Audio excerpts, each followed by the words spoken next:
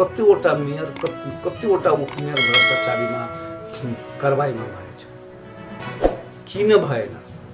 त्यसको प्रष्ट उदाहरण हो कि जुन कुरा फिल्डमा छ, बाहिर छ, मिडियामा आएर भन्छ, त्यो वास्तविकता होइन। विनोद कुमार यादव, बलवा नगरपालिका नगर प्रमुख।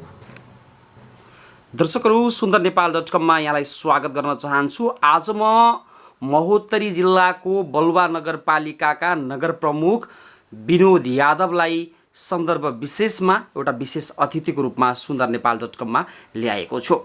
विनोद यादव यस्तो परिचित नाम हो जसले सामाजिक क्षेत्र सँगसँगै राजनीतिक क्षेत्रमा पनि लामो समय निरन्तर लागिरहँदा अहिले नगर प्रमुख जस्तो महत्त्वपूर्ण जिम्मेवारी सम्हालिरहनु भएको छ र त्यो जिम्मेवारीलाई कुशलतापूर्वक निर्वाह गरिरहनु भएको उहाँले बताइरहनु भएको अवस्थामा आज उहाँसँगै लिएर म विशेष कुराकानी गर्छु। बलवा नगरपालिकाले विकासको क्रममा कतिको फड्को मारेको छ, कोरोना सङ्क्रमणको जटिल अवस्थामा विपन्न समुदायको लागि बलवा नगरपालिकाले के गर्यो, यसैको सेरोफेरोमा रहेर म आज नगर प्रमुखसँग कुराकानी गर्दैछु। यो कुराकानीलाई तपाईँले अवश्य मन पराउनुहुन्छ भन्ने अपेक्षा पनि मैले लिएको छु। मेरो साहब, यहाँलाई सुन्दर नेपाल.com मा स्वागत छ। धन्यवाद। सन्चै हुनुहुन्छ? अहिले विशेष कोरोना सङ्क्रमणको दोस्रो महामारी नेपालमा सुरु भएसँगै बलवा नगरपालिकाले यसलाई नियन्त्रण गर्नको लागि र विपन्न समुदाय, जो अति गरिब समुदाय, जो यो लकडाउनको बेला, निषेधाज्ञाको बेला चाहिँ एक छाक खानको लागि तडपिरहेको अवस्थामा यसको लागि यहाँहरूले कसरी व्यवस्थापन गर्नुभयो?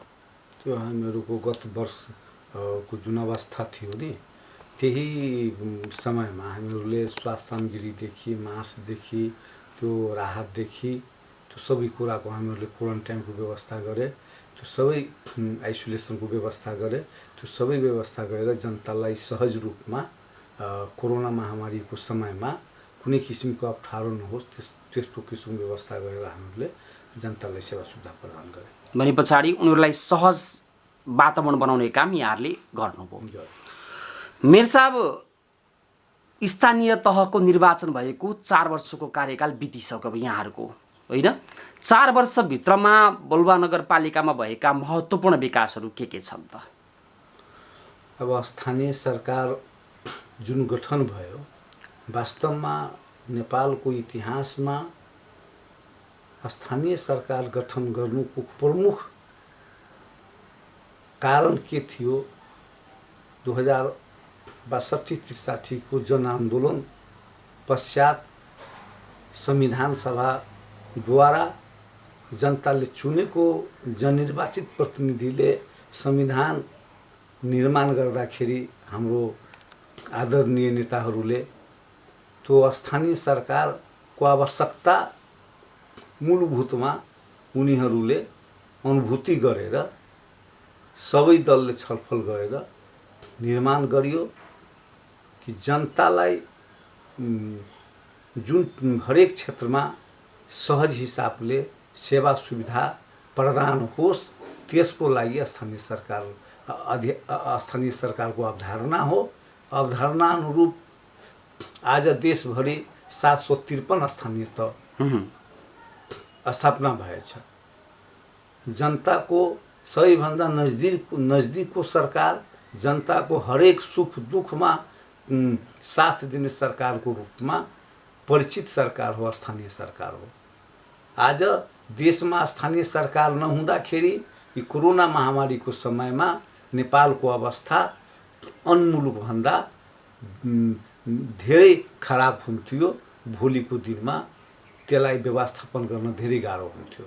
तर स्थानीय सरकारको जनप्रतिनिधिले आफ्नो जान जोखिममा राखेर जनतालाई त्यो सहज हिसाबले सेवा, हरेक क्षेत्रमा सेवा सुविधा प्रदान गरेको त्यो महत्त्वपूर्ण उदाहरण हो। अब विकासको कुरा गर्दाखेरि अब हामीहरूको बलवा नगरपालिका त्यो पहिलोचोटि स्थापना भएको नगरपालिका हो, पुरानो नगरपालिका होइन। जिरोबाट हामीहरूलाई विकास सुरु गर्नु पर्यो। भने पछाडि जिरोबाट सुरु गर्दै जाँदाखेरि केही अप्ठ्यारा चुनौतीहरू त सामना गर्नु पर्यो मेयर साहब। त्यो जिरोबाट सुरु गर्दाखेरि विभिन्न किसिमको समस्याहरूलाई हामीहरूले सामना गरेर अहिले बलवा नगरपालिकामा शिक्षा क्षेत्रको कुरा गर्दाखेरि कुनै विद्यालयमा कम्पाउन्ड वाल, शौचालय, खानेपानी, भवन मर्मत, त्यो शिक्षकको तलब त्यो नगरपालिकाद्वारा हरेक विद्यालयमा प्रदान गरेर अहिलेसम्म शिक्षा क्षेत्रलाई अरू नगरपालिकाभन्दा गतिलो तरिकाले बलवा नगरपालिकामा काम भइरहेछ, विगतको दिनमा पनि हुनेछ। स्वास्थ्य क्षेत्रको कुरा गर्दाखेरि बलवा नगरपालिकामा 10 वटा वार्डमा स्वास्थ्य भवन निर्माण भइसकेछ। यो साउन 1 गतेदेखि 4 वटा वार्डमा सञ्चालन हुन्छ, 6 वटा वार्डमा सञ्चालन छ। स्वास्थ्य क्षेत्रमा पनि हामीहरूको काम राम्ररी अति जनसमुदायलाई राम्रो तरिकाले त्यो स्वास्थ्य चौकीमा सेवा सुविधा प्रदान भइरहेछ। मेयर साहब, ठ्याक्कै मैले यहाँलाई रोकेँ। मेयर साहब, जसरी स्थानीय निर्वाचनको बेलामा यहाँले नेपाली काङ्ग्रेसबाट नगर प्रमुखको टिकट पाउनुभयो, जनताको घर आँगन घर दैलोमा पुगिसके पछाडि यहाँले जुन जनतालाई दिनुभएको एक किसिमको आश्वासन, विश्वास र यहाँले जुन प्रतिबद्धता एउटा जाहेर गर्नुभएको त्यो सबै चाहिँ पुरा हुन सके कि सकेनन् यो 4 वर्षको अवधिभित्र? यहाँले कसरी मूल्याङ्कन गर्नुभएको छ यो कुरालाई? हामीहरूको जुन नेपाली काङ्ग्रेस पार्टी नेपालमा सबैभन्दा पुरानो पार्टी हो, त्यो हामीहरू त्यो दलको कार्यकर्ता हो।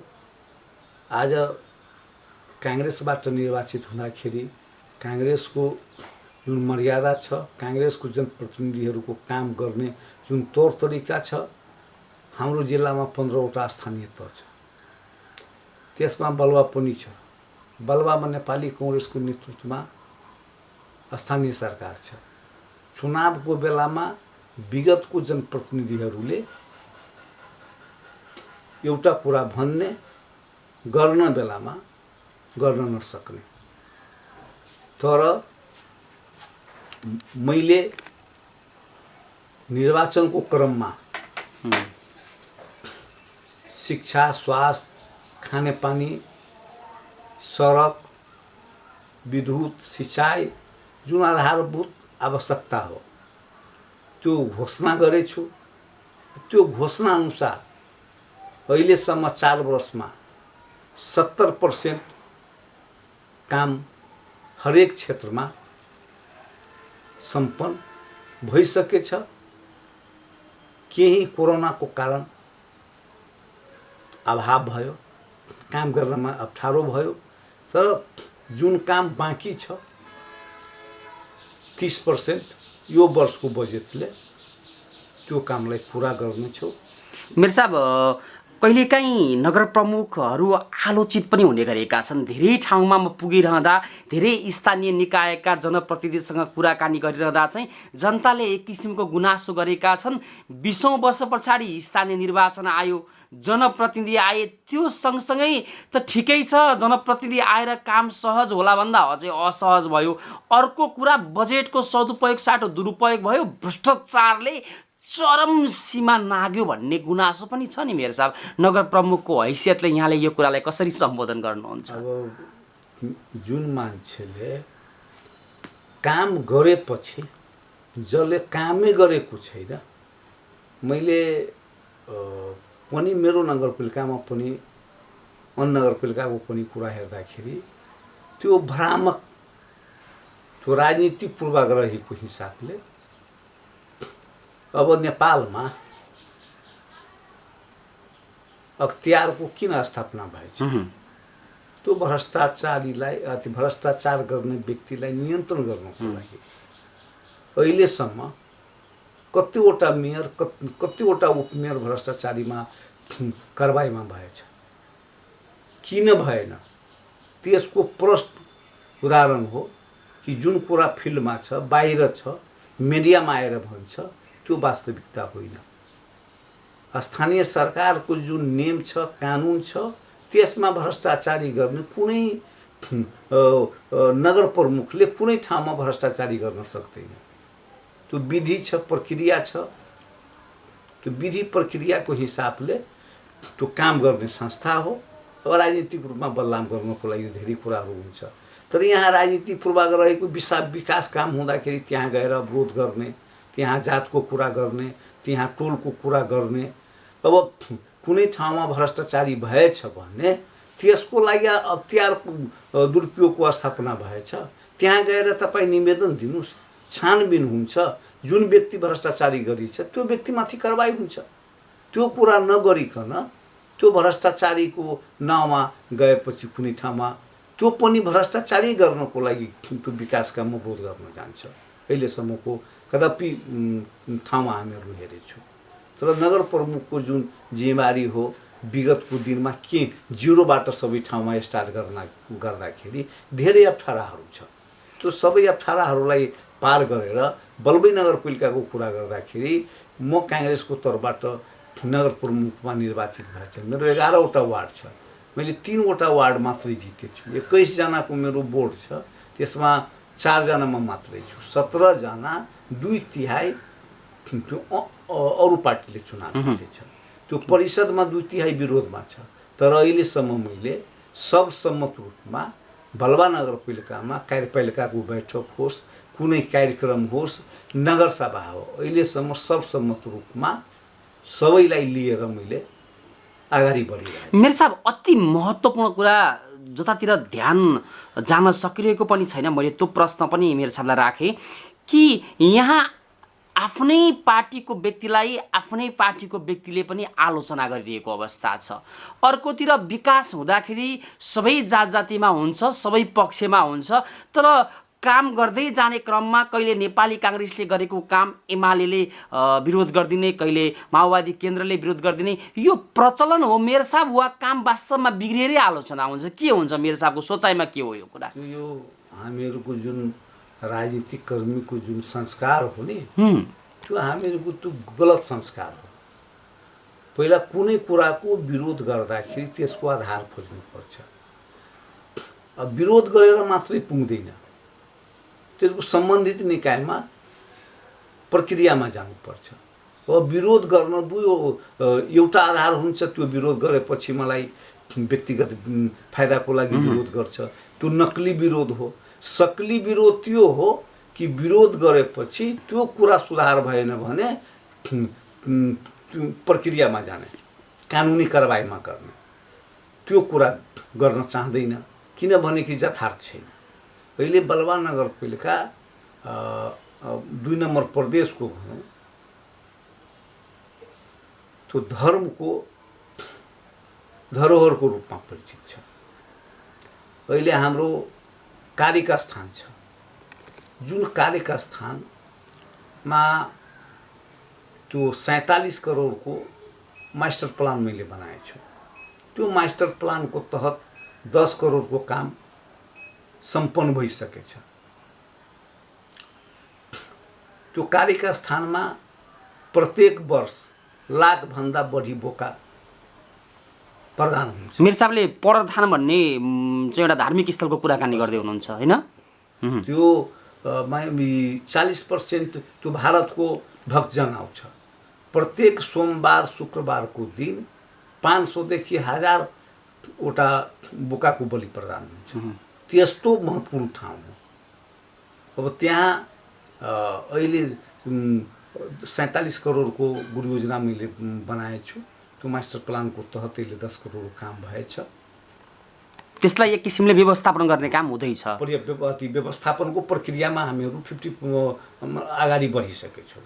दोस्रो चाहिँ हाम्रो धमौरा वाडा नम्बर 10 मा त्यो धुरकुण्ड स्थान छ। जुन धुरकुण्ड स्थान त्यो तपको भूमि हो ध्रुवको। त्यहाँ परिक्रमा जो नेपाल भारतको जो 14 दिने परिक्रमा छ, त्यहाँ परावस्थल छ। मेरो साबी गाउँ विकास समिति त्यही हो धमौरा। त्यहाँ 37 करोडको मास्टर प्लान बनाएको छु, गुरु योजना बनाएर त्यहाँ पनि 7 करोडभन्दा बढीको काम अगाडि काम भइसकेछ। अब रौजा बजारमा पनि त्यो बाटोको काम, धर्मशालाको काम प्रदेश सरकारले पनि त्यो 12 करोडको टेन्डर गरेछ। त्यो मुसलमानहरूको लागि, हाम्रो मुस्लिम समुदायको लागि नेपालमा सबैभन्दा महत्त्वपूर्ण ठाउँ हो। त्यहाँ हाम्रो आदरणीय नेता गिरिजाप्रसाद कोइराला प्रधानमन्त्री बनेपछि त्यहाँ दर्शन गर्न आउनुभएछ।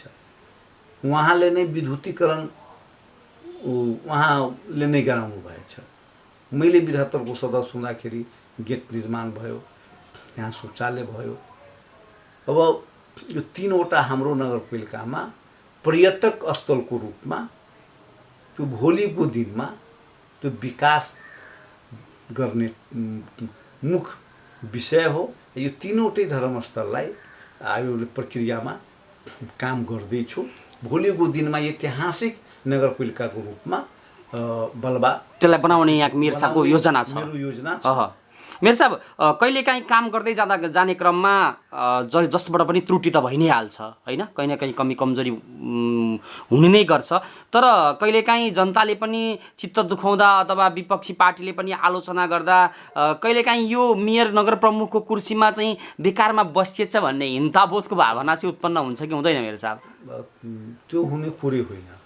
किनभने यो कुरा बुझ्नु पर्यो, निर्वाचन हुँदाखेरि त्यो सबै जति उम्मेदवार हुन्छ त्यो कुनै न कुनै पार्टीबाट हुन्छ। कुनै पार्टीले टिकट दिएपछि स्वतन्त्र पनि हुन सक्छ। जितेको उम्मेदवारलाई कति % भोट हुन्छ? 20%, 25%। बाँकी सबैको मत जोड्दाखेरि तर जितेपछि त सबैको प्रतिनिधि हुन्छ, कानुनी रूपमा हुन्छ। तर व्यवहारिक रूपमा जसले उहाँलाई मनै पराएको छैन, जसले उहाँलाई मतै दिएको छैन, त्यो उहाँलाई विरोधी मान्छ। त्यो मान्छेले जति राम्रो काम गर्दाखेरि त्यो विरोधमै जान्छ। त्यो महत्त्वपूर्ण कुरो होइन। तर विरोध जायज विरोध हुनु पर्यो, यथार्थ विरोध हुनु पर्यो, प्रमाण पुर्याउन सक्ने विरोध हुनु पर्यो, प्रमाण पुर्याउन सक्ने विरोध हुनु। मैले पटक पटक भनिरहेको छु, बलवा नगरपालिकामा कसैलाई विकास निर्माणको क्रममा कसैलाई शङ्का हुन्छ भने, कुनै ठाउँमा भ्रष्टाचारी भएछ भने तपाईँ अख्तियार दुरुपयोगमा जानुहोस्, कारबाही गर्नुहोस्, भ्रष्टाचारीलाई त्यो जेलमा पठाउनुहोस्। तर त्यो गर्दैन। त्यो भ्रष्टाचारी भए छैन भने के गर्छ? तर जनताको प्रतिनिधिले सबै कुरा स्वीकार गर्नुपर्छ। त्यो गाली दिए पनि त्यसलाई सह स्वीकार गर्नुपर्छ। त्यो जनप्रतिनिधिको काम जनतालाई सम्झाउने, बुझाउने, जनताले नबुझेको कुरा बुझाउने, विरोधमा भएको व्यक्तिलाई प्रभाव पारेर आफ्नोतिर तान्ने, कि जनप्रतिनिधिको त्यसलाई त्योसँग विवाद गर्ने, त्योसँग नाजायज कुरा गर्ने जनप्रतिनिधिको नैतिक कर्तव्य होइन। जनप्रतिनिधि सबैको जनप्रतिनिधि बनेर काम गर्छ। त्यो व्यक्तिलाई आफूलाई पनि राम्रो हुन्छ, जुन पार्टीबाट जसले चुनाव जितेछ त्यो पार्टीको पनि राम्रो हुन्छ। यसले मौका छ नि, हरेक जनप्रतिनिधिले चुनाव जितेपछि त्यसको पनि क्रियाकलाप सबैलाई लिएर जानुपर्छ नि। मैले काङ्ग्रेसबाट चुनाव जितेपछि खालि काङ्ग्रेसलाई मात्रै मैले लिएर जान्छु भने अरू पार्टीले, स्वतन्त्र नागरिकले मलाई कसरी स्वीकार गर्छ? यो नगर प्रमुखमा वा सांसदमा कुनै ठाउँमा निर्वाचन जित्नुभन्दा अगाडि दलगत कुरो हुन्छ। निर्वाचन भएपछि तपाईँ सबैको प्रतिनिधि हो, सार्वजनिक कुर्सीमा बसिसके पछाडि जनप्रतिनिधि हो। त्यो तपाईँको क्रियाकलाप त्यो हरेक समुदायलाई, हरेक पार्टीलाई, हरेक जनतालाई अनुभूति हुने गरी तपाईँ काम गर्नुहुन्छ भने त्यसपछि सबैले तपाईँले स्वीकार गर्छ। त्यो 5 वर्षको अवधिमा तपाईँ नगर प्रमुखको कुर्सीमा बसेर अनुभूति जनतालाई गराउनुपर्छ। त्यो हामी सबैको नगर प्रमुख हो, हामी सबैको कुरा सुन्छ, हामी सबैको कुरा सुनेर विकासको काम गर्छ। त्यो कुराको अनुभूति गराउनु पर्छ एउटा जनप्रतिनिधि भन्ने मेरो साहबको विचार हो। जुन जनप्रतिनिधिले गर्दैन भने त्यस्तो जनप्रतिनिधिलाई त्यो नगरभित्रको व्यक्तिले स्वीकार गर्दैन। मेरो साहब अब अन्तिममा छौँ। जाँदा जाँदै सुन्दरनेपाल.com युट्युब मार्फत विश्वको 50 भन्दा बढी देश, त्यसै गरी यहाँकै महोत्तरीको बलुवा नगरपालिकाका सम्पूर्ण जनप्रतिनिधि लगायत आदरणीय जनताले यहाँसँगको यो वार्तालाप हेरिरहनु भएको छ, उहाँहरूलाई अन्तिममा जाँदा जाँदै केही भन्न मन लागेको छ भने प्लिज मेयर साहब राख्न सक्नुहुन्छ। अन्तमा उहाँहरूलाई एउटा सन्देशको रूपमा मैले के भन्न चाहन्छु, चुनावको समयमा तपाईहरूको बीचमा मैले जुन प्रतिबद्धता जाहिर गरेको छु, हरेक क्षेत्रमा त्यो विकास गर्छु, त्यो कुराको यो वर्षको बजेटले त्यो कामहरू पुरा गर्छु। तपाईहरूको जुन अति चाहना छ, तपाईहरूको जुन आकांक्षा छ, त्यो चाहना र आकांक्षा अनुरूप हाम्रो स्थानीय सरकारको जुन बजेट हुन्छ, धेरै कुराहरू हामीहरूले बजेटको अभावले पनि भ्याउन सक्दैन। त्यो कुरा आम नागरिकले बुझ्नु पर्यो, राजनीतिक दलले बुझ्नु पर्यो, बुद्धिजीवीले बुझ्नु पर्यो। स्थानीय सरकारको जुन बजेटको हैसियत छ, त्यो हैसियत भित्र रहेर मात्रै काम गर्नुपर्छ। अब हरेक वार्डमा अति 70% भन्दा बढी पिसिसी ढलान भइसक्यो। धेरै 70% नगरपालिकाका सडकहरू पिसिसी ढलान भइसक्यो। यो पालि जनताको बिचमा मैले घोषणा गरेको थिएँ, तपाईहरूलाई मेरो कार्यकालमा हिलो लाग्दैन, त्यो कुरालाई यो बजेटमा राखेर पूर्ति गर्नेछु। प्रत्येक घर परिवारलाई जसलाई खाने पानी छैन, यो बजेटमा सबैलाई खाने पानी दिन्छु। और अधुरा जुन योजनाहरू छ, त्यो योजनाहरूलाई सम्पन्न गर्छु। त्यो सम्पन्न गराउनमा सम्पूर्ण नगरवासीहरूलाई, सम्पूर्ण राजनीतिक दललाई, बुद्धिजीवीलाई, शिक्षक, व्यापारी सबैलाई मैले के अनुरोध गर्न चाहन्छु कि विकास निर्माण काममा तपाईहरू सहयोग गर्नुहोस्, सहजता बनाउनुहोस्, गुणस्तरीय काम लिनुहोस्। गुणस्तरीय काम भएपछि बलुवा नगरपालिकाको सम्पूर्ण नगरवासीहरूको त्यो प्रतिष्ठाको विषय हुन्छ। भोलिको दिनमा त्यो अरू नगरपालिका भन्दा हरेक क्षेत्रमा बलुवा नगरपालिका राम्रो काम गरेछ, त्यो कुराको अनुभूति हुन्छ।